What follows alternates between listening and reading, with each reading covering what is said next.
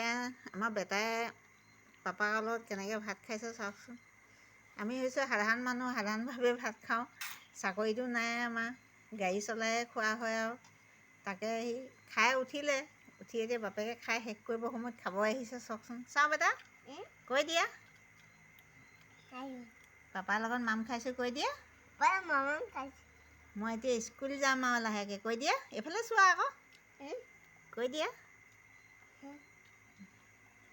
পাপাক মাম খুৱাই দিয়া, দুইটা হাত নলগাবা আকৌ। চাউলত দি যাম বুলি ন, কিমান পাপাই বজাৰ কৰিব, চাউলেই কৰিবনে চব্জিয়ে কৰিবনে কি কৰিব, মোক বিবি দৰকাৰেই হয় সদায় বুলি ন। পানী খাইছা?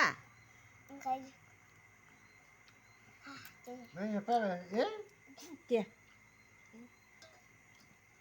মই ডাঙৰ হ'লে ভালকৈ পঢ়িম, কৈ দিয়া ভালকৈ পঢ়ি ভাল মানুহ হ'ম, কৈ দিয়া